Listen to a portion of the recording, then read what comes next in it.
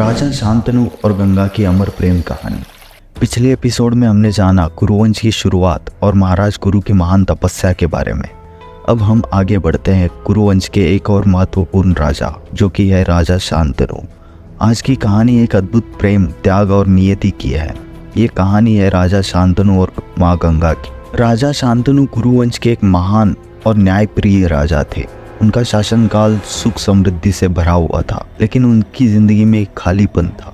एक दिन जब राजा शांतनु गंगा के किनारे शिकार करने गए तो उन्होंने वहां एक अत्यंत सुंदर और दिव्य स्त्री को देखा।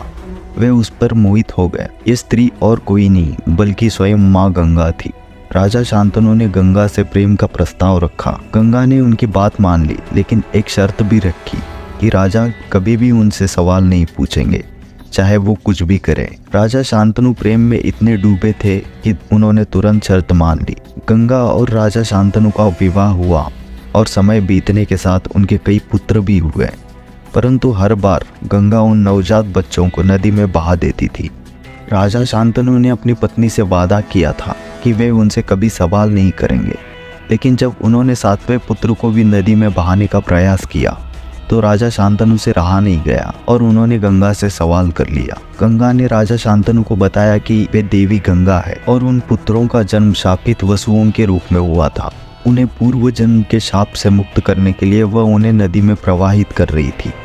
लेकिन अब क्योंकि राजा शांतनु ने उनसे सवाल किया था, गंगा ने 7वें पुत्र को नहीं बहाया और वो बालक जीवित बच गया। यही बालक आगे चलकर भीष्म के नाम से प्रसिद्ध हुआ।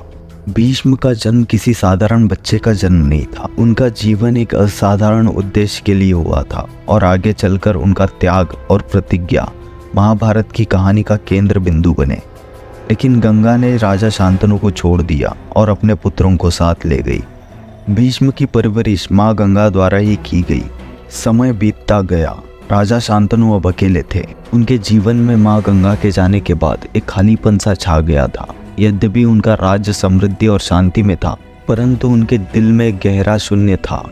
उन्हें अपने पुत्र भीष्म पर गर्व था, लेकिन एक राजा के रूप में वो चाहते थे कि उनके वंश का भविष्य और मजबूत हो। भीष्म अपने तप, ज्ञान, युद्ध कला में निपुण हो चुके थे, परंतु राजा शांतनु के जीवन में अब भी कुछ अधूरापन था। कुछ वर्षों बाद जब राजा शांतनु अपने राज्य की यात्रा कर रहे थे, वे यमुना नदी के किनारे पहुंचे। वहां उन्होंने एक अद्भुत दृश्य देखा। मछुआरों की एक छोटी बस्ती थी और वहां एक सुंदर युवती नाव चला रही थी।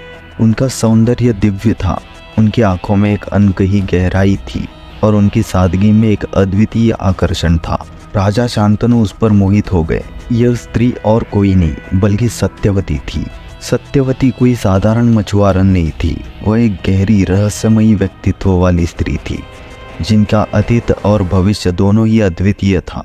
सत्यवती को उनके बचपन में मत्स्यगंधा कहा जाता था क्योंकि उनके शरीर से मछलियों की गंध आती थी, किंतु उनके भीतर एक महान शक्ति छिपी हुई थी।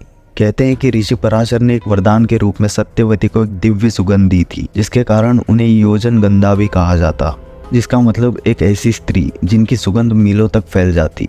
राजा शांतनु ने सत्यवती के पिता, जो मछुआरों के मुखिया थे, उनके सामने शादी का प्रस्ताव रखा। मछुआरों के मुखिया को पता था कि उनकी बेटी का भविष्य साधारण नहीं है और वो चाहते थे कि उनकी बेटी की संतान कुरुवंश की गद्दी पर बैठे।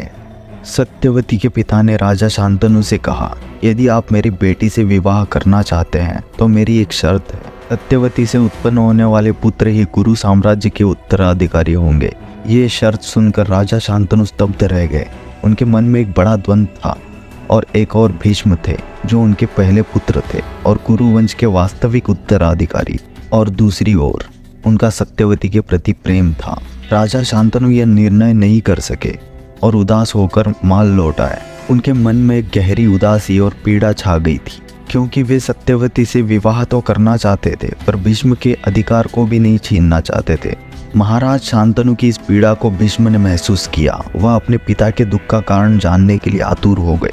जब उन्हें ये कारण पता चला कि सत्यवती से वे विवाह करना चाहते हैं लेकिन शर्त के कारण विवाह नहीं हो सकता, तो भीष्म ने एक अद्वितीय निर्णय लिया। उन्होंने सत्यवती के पिता के सामने जाकर एक महान प्रतिज्ञा ली।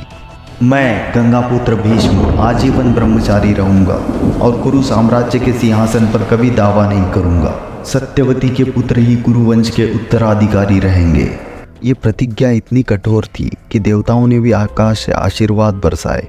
भीष्म के इसी त्याग के कारण उन्हें भीष्म प्रतिज्ञा के नाम से भी जाना जाने लगा। ये त्याग केवल उनके पिता के प्रेम के लिए नहीं था, बल्कि ये कुरुवंश के भविष्य के लिए भी था। भीष्म का ये बलिदान न केवल उनके चरित्र की महानता को दर्शाता है, बल्कि ये भी बताता है कि वह कुरुवंश की भलाई के लिए किसी भी सीमा तक जा सकते थे। भीष्म के इस महान त्याग के बाद राजा शांतनु और सत्यवती का विवाह संपन्न हुआ। सत्यवती अब कुरु साम्राज्य की महारानी बन गई थी। ये विवाह केवल राजा शांतनु और सत्यवती का नहीं था, बल्कि ये भविष्य के महाभारत के लिए एक नई नींव रखी गई थी। सत्यवती के ही पुत्र आगे चलकर इस वंश की गद्दी पर बैठेंगे और महाभारत के महान नायकों का जन्म होगा। अब कुरुवंश की कहानी एक और मोड़ लेने वाली है। सत्यवती के पुत्रों का जन्म, धृतराष्ट्र, पांडु और विदुर की कथा और उनके जीवन के संघर्ष महाभारत की गाथा के अगले महत्वपूर्ण अध्याय होंगे। तो दोस्तों, इस एपिसोड में हमने जाना कि कैसे सत्यवती और राजा शांतनु का विवाह हुआ और भीष्म के महान त्याग की कहानी। अगले एपिसोड में हम जानेंगे सत्यवती के पुत्रों के जन्म और कुरुवंश की नई पीढ़ी के बारे में। जुड़े रहिए हमारे साथ और कुरुवंश की इस महाकाव्य गाथा को जानने के लिए चैनल को सब्सक्राइब करना ना भूलें और इस वीडियो को लाइक करें।